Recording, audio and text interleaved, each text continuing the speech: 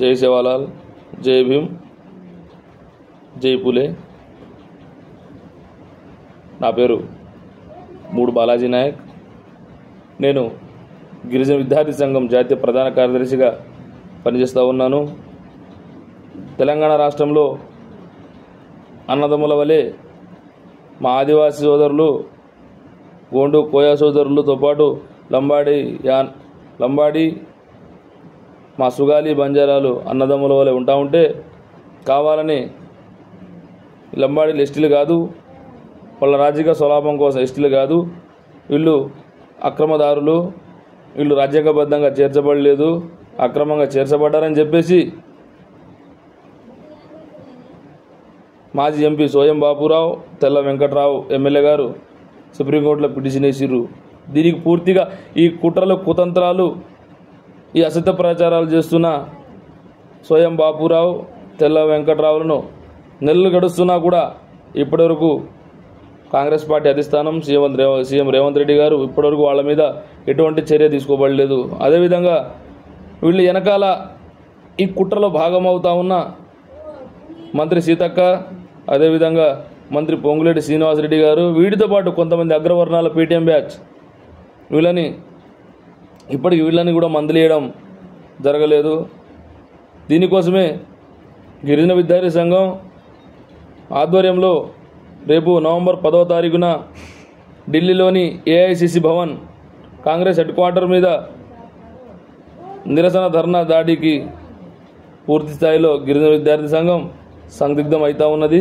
కావున గుర్తుపెట్టుకోండి, మళ్ళా తెలంగాణ రాష్ట్ర ప్రభుత్వం ఇప్పటికీ తెల్ల వెంకట్రావు, సోయం బాపురావులను సస్పెండ్ చేసినట్లు చూపించాలి.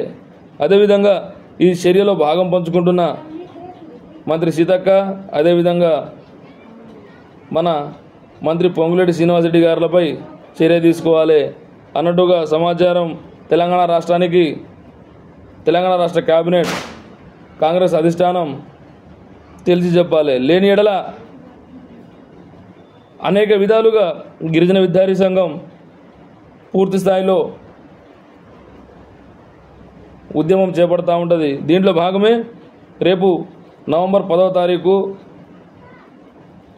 ఢిల్లీలోని ఏఐసిసి కాంగ్రెస్ హెడ్ క్వార్టర్కి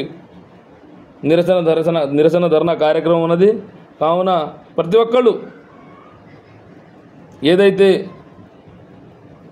అగ్రవర్ణ బారిన ఇబ్బందులు పడుతున్న మన లంబాడి బిడ్డలు ప్రతి ఒక్కళ్ళు ఈ సభకు వచ్చి ఈ నిరసన ధర్నా వినతి పత్ర కార్యక్రమంకి వచ్చి పూర్తి స్థాయిలో విజయవంతం చేయాలని చెప్పేసి కోరుకుంటా ఉన్నాను. డేట్ గుర్తుపెట్టుకోండి, చలో ఢిల్లీ. నా పేరు మూడు బాలాజీ నాయక్, గిరిజన విద్యార్థి సంఘం ప్రధాన కార్యదర్శిగా పనిచేస్తూ ఉన్నా. చలో Delhi AICC head quarters, Congress party head quarters, all India Congress committee head quarters ముందు నవంబర్ 10వ తారీఖు నాడు నిరసన ధారణ, అదేవిధంగా వినతి పత్ర కార్యక్రమం ఉంటుంది. ఈ విషయం తెలిసిన ప్రతి ఒక్కళ్ళు రేపు ఢిల్లీలో జరిగే ఏఐసిసి హెడ్ క్వార్టర్ ముందు జరిగే నిరసన ధర్నా ర్యాలీకి అన్ని రకాలుగా సహకరించి, ఆర్థికంగా, రాజకీయంగా, సామాజికంగా, మానవతంగా అన్ని విధంగా సహకరించి ఈ నిరసన ధర్నాను విజయవంతం చేయవలసిందిగా కోరుకుంటున్నాను. జై హింద్, జై భారత్, జై సేవాలాల్.